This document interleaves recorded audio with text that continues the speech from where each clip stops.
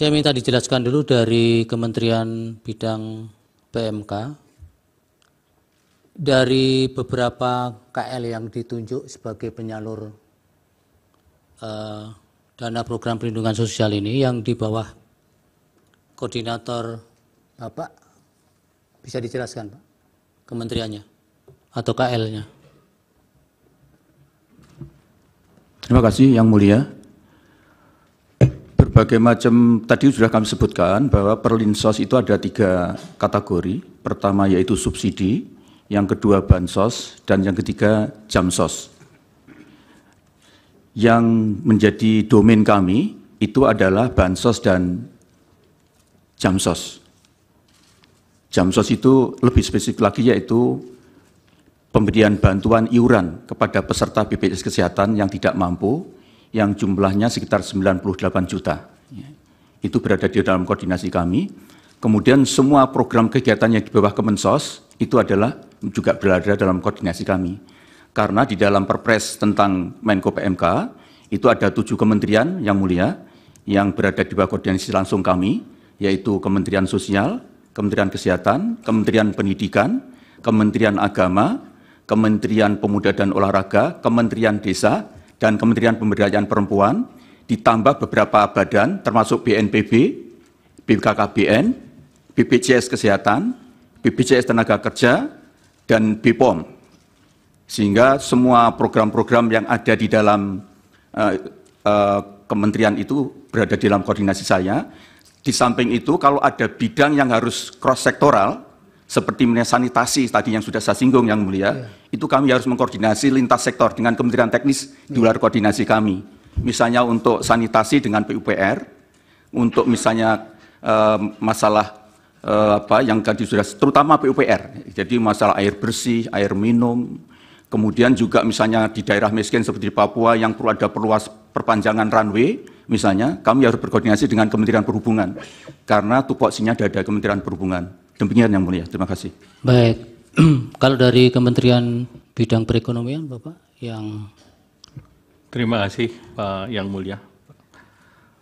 Kementerian Perekonomian karena terlibat dalam penyusunan anggaran bersama dengan Bappenas dan Kementerian Keuangan, itu yang pertama tentu dalam penyusunan anggaran. Yang kedua tentu dalam berbagai produk bantuan yang terkait dengan subsidi.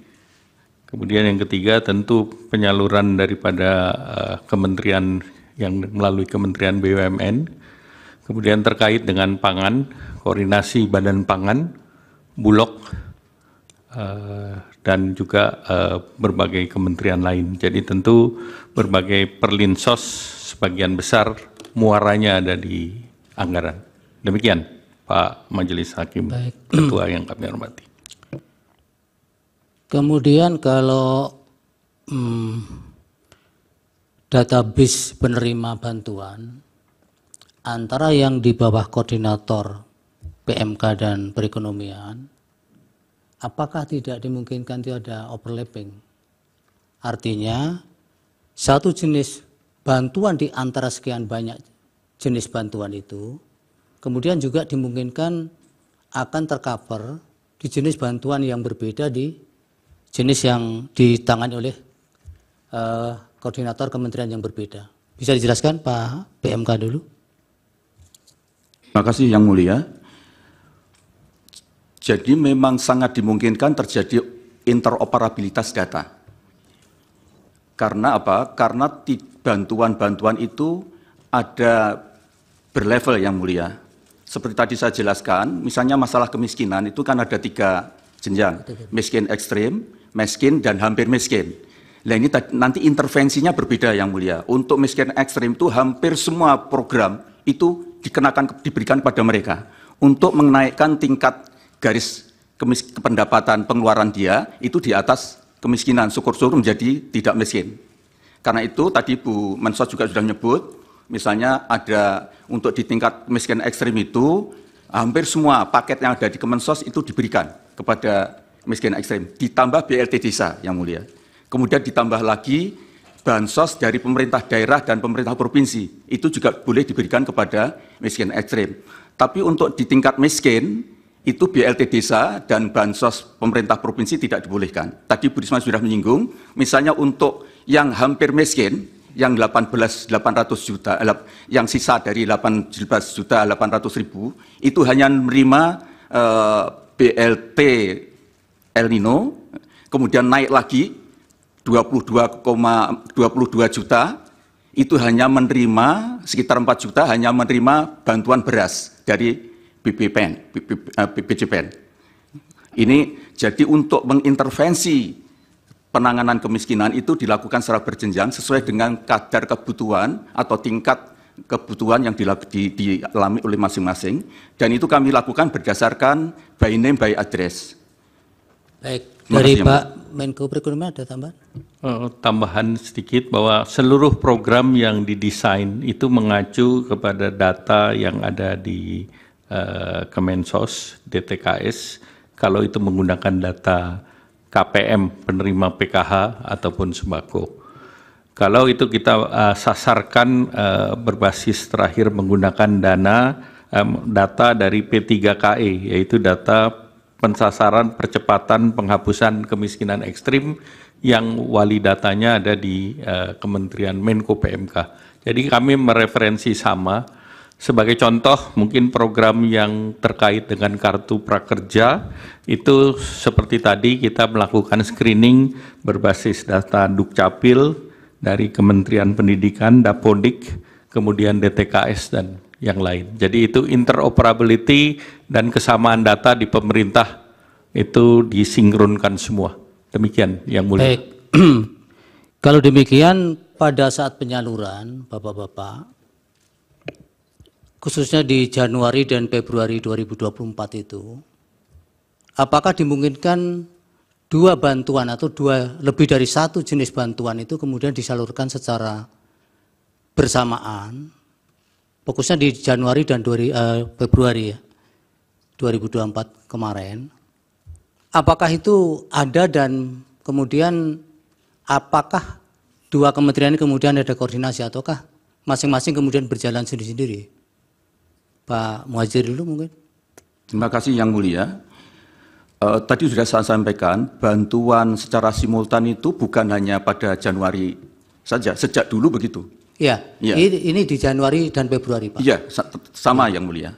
Jadi misalnya terutama dari 1,12%, sekitar 5 juta penduduk yang miskin ekstrim, itu menerima hampir semua. Jadi dia juga menerima PKH, kalau di dalamnya ada kriteria-kriteria, karena PKH ini Yang Mulia, itu diberikan kepada keluarga miskin, tetapi dengan kriteria tertentu. Misalnya di situ ada ibu hamil, ada ibu menyusui, ada anak sekolah, ada keluarga difabel, ada keluarga lansia. Jadi kalau nanti di dalam keluarga miskin itu ada salah satu atau beberapa orang yang memenuhi kriteria ini, dia dapat juga PKH. Kemudian dia juga dapat BLT bansos, makanan dari Kemensos. Dia juga bisa mendapatkan bantuan juga dari El Nino, bantuan pangan El Nino. Dia juga bisa mendapatkan bantuan dari beras, percadangan pangan beras. Sehingga kita harapkan yang miskin ekstrem ini dengan mendapatkan bantuan dari semua sisi, itu akan terangkat pendapatannya menjadi di atas garis kemiskinan. Sehingga upaya kita untuk mentarget tahun 2014, miskin ekstrem 0%, itu bisa terselesaikan Yang Mulia. Baik. Berarti itu bisa simultan ya Bapak ya? Betul Yang Mulia. Ada yang ditambahkan Pak Menko Perekonomian? Cukup jelas. Baik, saya ke Ibu Menteri Keuangan dulu. Ibu, dari anggaran El Nino tadi yang sampaikan Bu Mensos itu, kenapa kemudian mengalami penurunan? Karena untuk sektor El Nino dikeluarkan itu maksudnya apakah itu dari usulan tahun 2023 untuk realisasi 2024 memang sudah tidak dianggarkan lagi untuk Kemensos, ataukah memang itu ada kebijakan di tingkat kemudian setelah pembahasan anggaran kemudian itu dikeluarkan Ibu? Izin Yang Mulia, Untuk tahun 2023 yang bantuan El Nino ada yang dalam bentuk bantuan beras itu disalurkan oleh Bappenas, dan untuk BLT tadi yang dalam bentuk cash atau tunai itu disalurkan oleh Ibu Mensos yang tadi disampaikan sudah ada anggarannya, itu ada tambahan, jadi kita memberikan tambahan di tengah tahun anggaran 2023 namun sudah mendapatkan persetujuan juga dari DPR. Namun di dalam mekanisme anggaran bisa saja sumber anggaran itu ada di dalam cadangan bendara umum negara, dan di situ bisa digunakan pada saat negara atau ekonomi menghadapi suatu situasi di mana dibutuhkan suatu tambahan anggaran, dan mekanisme yang dilakukan kami mengambil dari bendara umum negara kemudian disalurkan seperti yang BLT El Nino. Untuk 2024 itu yang sudah dieksekusi dan sudah dianggarkan adalah yang BLT, adalah bantuan pangan yang ada di Kementerian di Bappenas. Itu yang 10 kilo untuk 6 bulan. Sedangkan yang BLT El Nino 2024 belum dieksekusi atau tadi namanya menjadi mitigasi risiko pangan. Itu yang dimungkinkan Kemensos pun akan bertambah.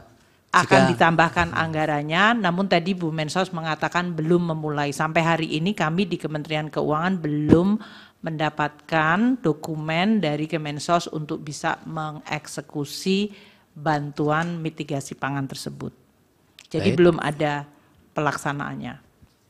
Kalau yang berkaitan dengan 6 tahun terakhir pelaksanaan atau pencairan anggaran di Januari Februari ajek tadi Ibu, tapi ada di 2023 mengalami pengecualian karena ada koordinasi dengan perbankan, tadi maksudnya apa Ibu?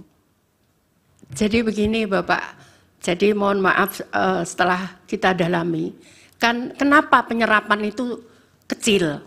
Nah ternyata ada yang daerah misalkan kayak Aceh, itu dia harus nyebrang orang itu. Dia harus nyebrang kalau ngambil karena tidak ada ATM, tidak ada pos, sehingga dia harus nyebrang. Nah, mereka itu nyebrangnya, yang diterima itu paling banyak 450. Nyebrangnya itu butuh 600.000 gitu. Sehingga kemudian mereka nggak ambil karena, atau diambil di akhir tahun gitu. Karena Mbak sesuai. Iya, begitu. Nah, kemudian ada lagi yang bank seperti di daerah Bali, itu ada di daerah di mana bank BTN itu nggak ada di kabupaten itu, sehingga dia butuh untuk membayar transport, untuk mengambil bank itu di kabupaten yang lain itu lebih banyak daripada yang dia terima. Itu yang kemudian kita rapatkan dengan Himbara yang tadi saya sampaikan, ada Pak Wamen BUMN datang untuk bagaimana ini. Jadi kami pindah bank, yang bisa bank apa di situ? Kami pindah bank, kita ganti banknya. Kemudian ini gimana? Ada yang penyerapan 3 bulan. Itu kenapa nggak bisa yang baru? Jadi misalkan bapaknya ini meninggal, kita ganti dengan nama anaknya penerima. Itu bank tidak bisa serta-merta mengganti nama ini. Butuh waktu 3 bulan untuk sampai jadi rekening itu. Akhirnya kemudian disepakati, di situ ada seluruh bank, kemarin rapat dengan kami di seluruh bank, sehingga dan PT Pos disepakati untuk penerima baru itu disalurkan lewat PT Pos, karena PT Pos bisa 1 minggu dia bisa mengeluarkan rekening itu. Sehingga saat itu kita butuh, itu yang pertama. Masalah yang kedua adalah beberapa temuan BPK, kita juga nggak berani melangkah itu. Kenapa? Contohnya misalkan ditemukan oleh BPK itu PNS itu penerima gitu. Nah, kami butuh waktu. Apa iya dia PNS betul atau bukan? Itu. Jadi itu salah satu kenapa di 2023 itu agak mundur. Jadi temuan itu ada yang mohon maaf, dia masuk di datanya AHU. AHU itu di Kementerian Kumham. Dia sebagai di situ ditulis sebagai komisaris perusahaan A. Tapi ternyata setelah kita cek ke lapangan dia hanya cleaning service. Ya, akhirnya bisa kita klarifikasi dengan BPK bahwa ini orang miskin. Lah kalau namanya dipakai di sini kan ya bukan salah orang ini gitu kan, Pak. Ternyata kita bisa tunjukkan dan alhamdulillah yang 2023 kita clear soal itu. Kita clear yang PNS itu memang harus kita serahkan ke daerah karena di daerah itu tidak, PNS itu tidak hanya di daerah itu, bukan hanya kewenangan daerah seperti guru, kemudian PNS di daerah, tapi ada PNS di kejaksaan, ada PNS di kepolisian, ada PNS di pengadilan, sehingga mereka mengembalikannya juga butuh proses waktu. Namun kemudian nggak bisa saya putus, ini harus jalan kita. Ya sudah ada beberapa temuan lagi yang seperti itu modelnya. Iya, kemudian di 2024 Januari Februari sudah normal Ibu? Ya normal, alhamdulillah normal. Jadi yang apa namanya itu malah di tahun 2021 saat awal COVID itu saya persis masuk 2 Januari kita keluarkan karena saat itu COVID. Baik, kalau berkaitan dengan pengusulan anggaran tahun yang akan berjalan tahun berikutnya, ya. Untuk El Nino itu Kemensos apakah itu memang kebijakan tersendiri ataukah itu harus diusulkan juga dari kementerian terkait termasuk kami nggak bisa berani mengusulkan Bapak termasuk yang tahun-tahun sebelumnya? Iya, kami nggak berani mengusulkan karena kami kan nggak tahu ke kondisi keuangan apakah bisa apa enggak. Kami nggak berani. Biasanya diadakan rapat kemudian disepakati apa begitu. Karena kami tidak berani karena kan kami tidak tahu ya. Makro kondisi ya, sudah, makro artinya masalahnya. Ibu tidak mengusulkan ya? Ya, tidak ada mengusulkan. Bu Menteri Keuangan ada tambahan? Jadi tadi yang disampaikan oleh Ibu Mensos dengan 2023 yang tadi masih ada penataan kembali data maupun penyalurannya dengan perbankan maupun pos. Memang realisasi Januari Februari hanya kurang dari 1 triliun. Sementara pada Januari Februari di tahun-tahun biasanya itu bansos yang dari Kemensos pencairannya itu tertinggi pada tahun 2021 yaitu 19,1 triliun dan untuk tahun 2024 itu 12,8. Jadi yang mulia Ketua Hakim, kami kemudian memang menunjukkan seolah-olah ada lonjakan dari bansos Kemensos di tahun 2024, padahal itu karena basisnya di 2023. Mengenai bantuan El Nino itu diputuskan pada ratas atau rapat intern Bapak Presiden bersama beberapa menteri. Pertama waktu itu bicara mengenai data, termasuk pembahasan mengenai adanya data Reksosek, yaitu mengumpulkan semua data dari rumah tangga di Indonesia yang diharapkan bisa menjadi suatu data bersama untuk tadi yang disampaikan oleh Yang Mulia Hakim mengenai pentingnya untuk koordinasi data. Kemudian juga dibahas mengenai kondisi El Nino yang menyebabkan produksi beras dan harga beras yang meningkat, sehingga kemudian diputuskan untuk memberikan tambahan itu sejak tahun 2023. Dan eksekusinya untuk bantuan pangan sejak September 2023. Kalau ada keputusan rapat tersebut, maka kemudian proses anggarannya, kalau eksekutornya adalah Bappenas, maka Bappenas akan mengajukan anggaran kepada kami di Kementerian Keuangan berdasarkan keputusan rapat Presiden atau rapat internal bersama Presiden, Wapres, dan beberapa menteri. Itu yang biasanya dilakukan, Bapak. Yang ratas itu Ibu masih ingat waktunya kapan? Yang pembahasan khusus El Nino? Apa yang 6 November ini Ibu? Yang 6 November ya, betul. Betul ya. 6 November. Betul.